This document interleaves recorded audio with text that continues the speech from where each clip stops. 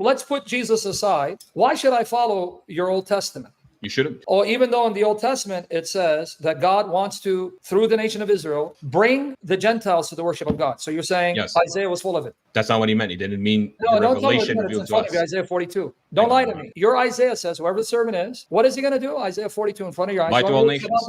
Light to all nations. Yeah, I know. Okay, so why did you just say I shouldn't? What does it mean, light to all nations? Why does it have to mean the Torah? Because God is telling Isaiah that the servant will bring them to the knowledge of God and worship him. Yes. Isaiah 45. So how am I going to worship your God without the Old Testament? Why does knowledge of God equate the How revelation am I going given to to know the who people God of is Israel? without the Old Testament? Answer the question. Set in an example as a light to all nations. How am I going to know that it's Yahweh if not the Old Testament? Where am I going to find that this is the God of Abraham, not the Old Testament? Most people don't know it's the God of Abraham without the Old Testament. But the God of the Old Testament wants the people to know this is the God of Abraham. So how are they going to know that without the Old Testament? If you tell me worship God, which God? Allah of the Quran or the God of the Hindus? Which God? The Creator. Who is he? Muslims tell me it's Allah who sent Muhammad. But they take it from us. Us where? I know, the Bible. That's what I'm saying. Okay, so that's my point. My point is you told me I shouldn't. That means you just went against the Old Testament because the Old Testament says your job, if you're a true God-fearing Jew, is to bring me to the God of Abraham. But my knowledge of the God of Abraham is in the Old Testament. Yes, but Okay, not the Torah. so but it's not now- binding on you as a Christian. That's what I'm Wait, saying. no. Forget about Christianity. Put that aside. Isaiah says it's your obligation to bring me to the knowledge of the God of Abraham. And where's that knowledge found? Yes, in the Old Testament. Okay, so then why did you argue with me? What's your view about the Messiah? Do you believe in the Messiah? He's coming? Yeah, of course we do. What do you believe about the Messiah? He's going to be wise beyond his years. He's going to be son of David. He's going to be... What does it say he's going to be a son of David? Netzel Migezei Shai. Isaiah 12, I believe. Or No, 11. it's Isaiah 11. But I'll give you $1,000,000 to show me it says Messiah. Oh, no. You mean literally the name Messiah? Yeah, I want to know because Sheikh you Ben David. rabbis, or not you rabbis, you Jews have selectively decided which prophecies are messianic, which are not, in order to show that Jesus is not the Messiah. So I'm not going to play your game. This is what you're referring to, Isaiah 11, not 12. Yeah. Then a shoot will spring forth from the stem of Jesse. I'll give you $1,000,000 and we'll all convert to your religion. Show me where this says this is about Messiah, the son of David. Stump of Jesse. How do you know Gezei that's Shai. Messiah? How do you know it's not one of the Gezei two kings Shai. that came? One of the what?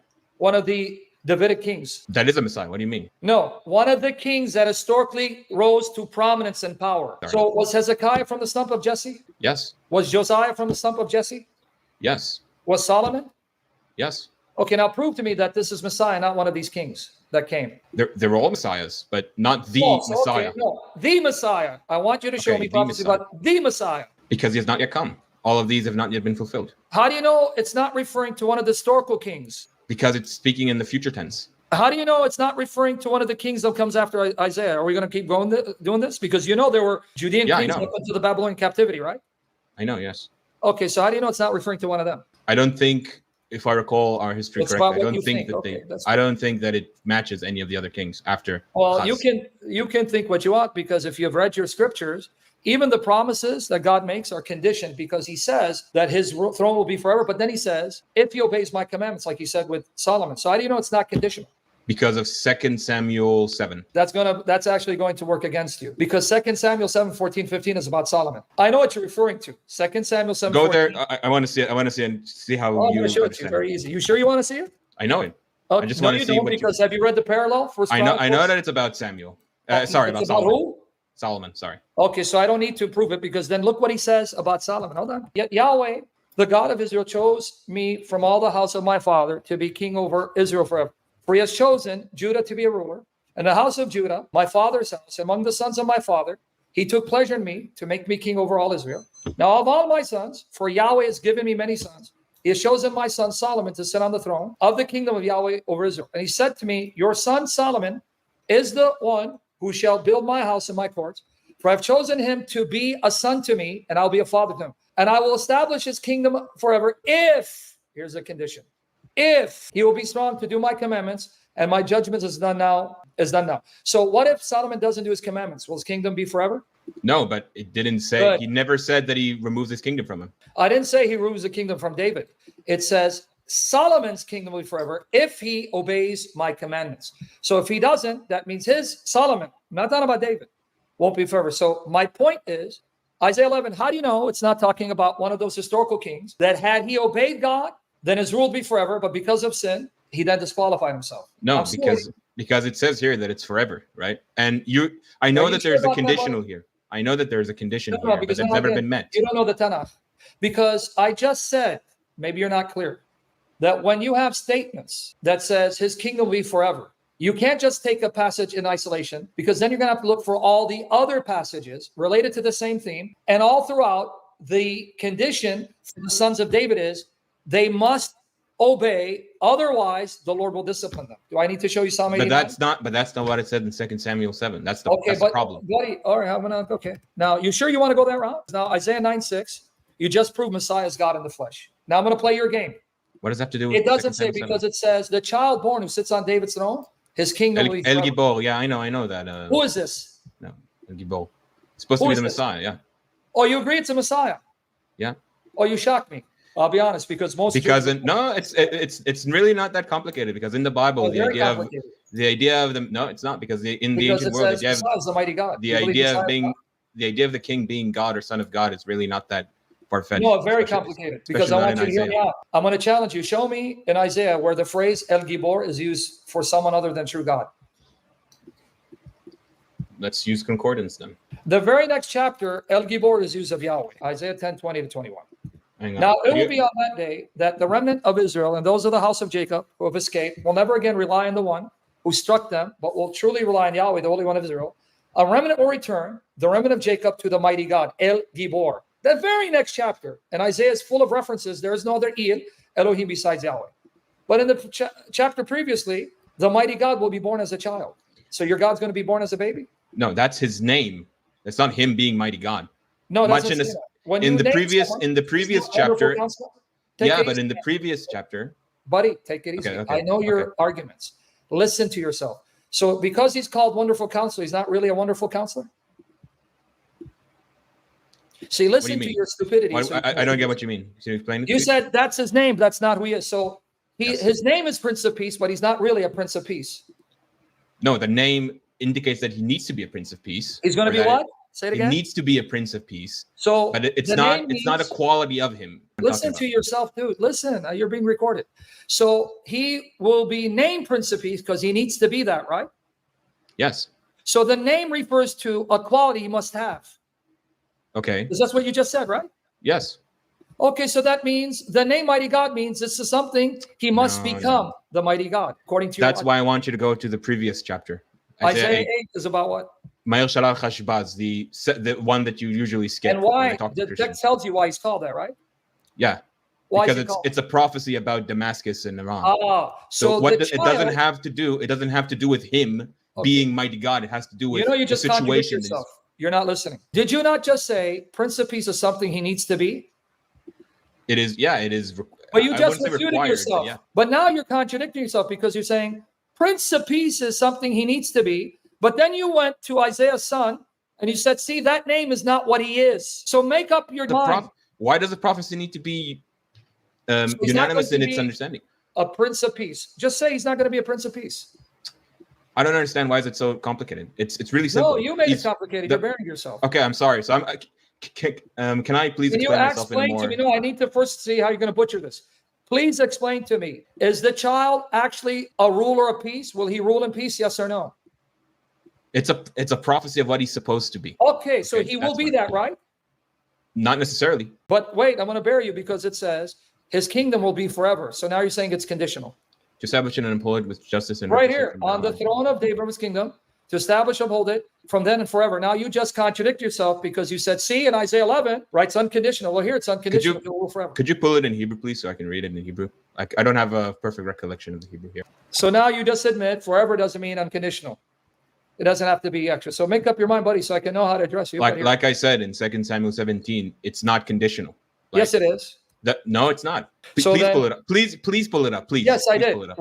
I know it says, I will not take away my love from him as I took away from Saul. Do you believe First Chronicles 28 or what do you mean? What do you mean? Do I believe?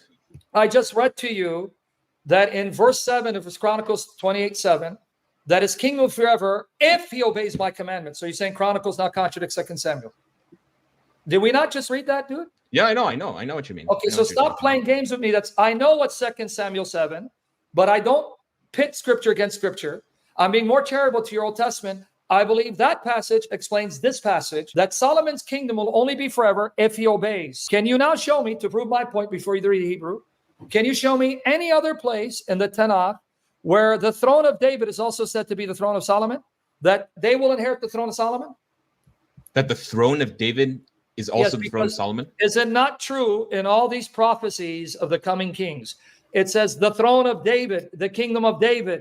Can you show me where it says the throne of Solomon, the kingdom of Solomon? Why does it need to be in those words? Because according to you, when God said to Solomon, his kingdom is forever, that's unconditional, meaning it's his kingdom, right? Not just to him, to his lineage. Why do you... But you said it's unconditional to Solomon. No, the dynasty is unconditional, not the kingdom itself. I'll let everyone decide how you contradiction. Now read the Hebrew from here. It is. You can read right to left. Go ahead. Yeah. Oh, no, I was talking about 2 Samuel. This is Isaiah. We were talking about Isaiah 9, where it says, the child to be born, his throne will be forever. Oh, okay. Sorry. So can you put it back? Brother, why are you doing this to me? Are you trying to make me a heart attack? You know I'm not patient, but go ahead. Read for me. Hola. מעתה ועד עולם קנאת אדוני צבאות תעשה. Okay. Now tap dancer on Olam. Tap dancer on because this is the ועד עולם, yes. No, it is forever. Okay. So can we stop the nonsense and coming back? Wait, did it say... Whoa. Hold on. Can you go back, please? Did it say v'tachinat b'machto? Guys, how long do you think this guy's going to last? Let's see. Go ahead. Go ahead. I'll wait. I'll give you time. שלום, אין קץ על כיסא דוד ועל ממלכתו להכין אותה ולסעדה. להכין אותה? Okay. I never noticed that. Never mind. Okay, never mind. I'll concede this argument. Okay. It is forever. No. Don't concede that because you're going to do a tap dance. So now this is an unconditional promise. He will reign forever. Is that what you're saying? His dynasty, yes. So guys, notice he said yes because I don't want to on the throne of David, yes. And that means he will then actually become the Prince of Peace? No. You're not going to say you know you got to get out of here right now. Okay, I'm sorry. I'm sorry if I can't catch up. I'm sorry. Okay, so can you be honest and say you said that the name means that's what he needs to be, but doesn't mean he'll become it, right? It's a prophecy, yes. I think. But now you admit this is unconditional. That means he will actually become king. He will actually sit on David's throne, and he will rule forever. So he's going to actualize it, right? Yes, I guess, yes. Now be honest then. That means then he will then actualize being the Prince of Peace, right? Yes, this future king. Yes. Now I like you. Then it means he will actually become the mighty God. You're stuck. I'm not so sure, no. Not too sure that I'm stuck. Okay, well, let's ignore that. But I know you're being convicted. So what other prophecy do you have that you think is about the Messiah? I can't pull one off the top of my head. Okay, I want to show you because you like Haggai. Your name is Haggai, right? Haggai, yes. Okay, let's go here. Now I want to see. I want you to explain to me. The first temple of Solomon, Shlomo, the cloud appeared, fire came out of the cloud and consumed the sacrifices, and Solomon and the priests saw it, right? Yeah. And not only that, but in the temple, you would have the mercy seat, the Ark of the Covenant. You would have the golden jar of manna. You had Aaron's rod, and you had the tablets of stone behind the most holy place, right? Yes. In the second temple, did the pillar of cloud appear? No. Did they have the rod and the tablets of stone? No, there's a midrash about the word there that talks about so they didn't have it, right? I believe you. No, they didn't have it. They didn't have it. Okay, now since your name is Haggai, can you explain to me how the glory of the second temple will be glory than the first? Here it is, Haggai 6, chapter 2, verse 6 to 9. For thus says Yahweh of hosts, once more in a little while, I'm going to shake the heavens and the earth, the sea also and the dry land. I will shake all the nations. They will come with the desirable things of all nations. I will fill this house. It's not about the second temple. Yes. You know this because you've read Haggai 1. I hope you're not going to disagree with me. No, I know. Okay, good. He's not being honest. I will fill this house with glory, says Yahweh of hosts. The silver is mine, and the gold is mine, declares Yahweh of hosts. The latter glory, the glory of this house, will be greater than the first. Yes. And in this place I will give peace. So what happened in the second temple that made the glory of the second temple greater than the first? And how did God establish peace in the second temple in light of the fact it was It never happened. That's not what it says. Remember you said unconditional promise? It didn't say it. Okay. All right. This goes to the interpretation of whether the second temple is a second temple or is it merely a rendition of the first? The latter house, this house. You want me to read it? Okay, I know, but this is house. I know what you mean. What I'm trying to say is that this goes into the interpretation of whether or not the second temple was the second temple, I or is don't it care simply what the your first? tradition says. The text in front of my eyes. I will fill I know. this house. Do I need to Which start reading means from one? this house can mean the future house, not necessarily the second No, temple. because let's read from verse so on. No, I'm sorry. Bye your tradition. On the 21st of the 7th month, the word of Yahweh came by the hand of Haggai, the prophet, saying, "Speak now to Zerubbabel." He was not building a future house that didn't exist. He was building the second temple. The son of I Shealtiel, know. governor of Judah, and to Joshua, the son of Jehozadak, the high priest and eminent of the people, saying, "Who among you remains who saw this house in its former glory? And how do you see it Yes. now? Yes. Does it not seem like nothing in your eyes?" Well, hold on. Don't say yes, because when I tell you it's about this house, oh, no, it doesn't mean that. I Let's know read. it's about this house. That's my point. It is Okay. this house. But this Okay, house so doesn't. how did this house become more glorious? I will fill this house with glory. But you think this is the Because it second wasn't temple? finished built when Zerubbabel and Joshua were building it. I know. It took many more years, so that even at the time of Ezra, they were still building it. Stop the games, dude. I know. I'm not denying any of this. Okay, so how did the second house become more glorious than the It first? did not. That's my point. It So didn't. this is a false prophecy. No, it's not. That's my point. It's not talking about the second temple. Okay, Because one more you think time, because you're wasting my time. okay. This house, which house? Let's go back. This house that Zerubbabel is fashioning, this house I will fill with my glory. Okay. Can I give you an analogy, maybe to No, you illustrate can. I my want point? to deal with the text, buddy. I'm Look at trying. me. I'm I'm trying. following the text more than you are. Can you explain it to me? I'm trying to. You know what? No, you're not. You're telling me it I'm- doesn't have to mean this house. I'm gonna pull it up in Hebrew. Maybe it's more clear there. You want me to show you the Hebrew? You can read the Hebrew. It's not going to make your case. I think it will. Okay, here, let's see how it's going to make your case. My goodness, man. What I have to I go just through. feel like we're talking past each other. I don't know how else. No, to we're not. remedy You're this. denying what the text says because you know it's going to show you you missed your Messiah and you don't want to repent. Here it is. Okay, Haggai. Let's go to Haggai 2. Okay. When do you want to start reading from the Hebrew from here? It's right in front of you. You want to start from verse 1? Yeah. Okay, talking to the guy. Scroll down. את הבית הזה בכבודו הראשון, ומה אתם רואים אותו עתה, הלא כעין בעיניכם. Hold on. What does it say here? הבית הזה, yes, this temple, this Okay, house. good. Remember these Okay. words. Okay. Remember. Take it Yes. easy. Which temple? The one that Zerubbabel is fashioning, right? Yes, the same one that was destroyed. Okay. Good. No, it wasn't destroyed yet. No, Meaning the first one was, but this one is not. this is exactly my point. This is exactly my No, point. that's not your point because the second one is being built. There It's is not no the second same. house. That's my point. There is never a second house. It's Buddy, the what are same they house. building here? The temple. And when he says right here, so you're playing games with the text, but you have to act like a Muslim with your own Bible. That's okay. They have to pervert the text. Watch here now. Okay, a little while, and I will shake heaven and earth and the sea. All right. And dry land, I will shake all nations, and they shall come. The desire of nations, and I will fill what again? הבית הזה, yes. Which I know. house? This house. Which This one? temple. Hazeh, yes. This is what I Which mean. one? The This is one what I'm talking Zerubbabel is building, right? No, Do I need to no. go back to the Hebrew You know now? what? Yes. Yet, for your sake, yes, because I don't think you understand Well, my now, point. no, it's going to make because now I want to know here. What does it say here?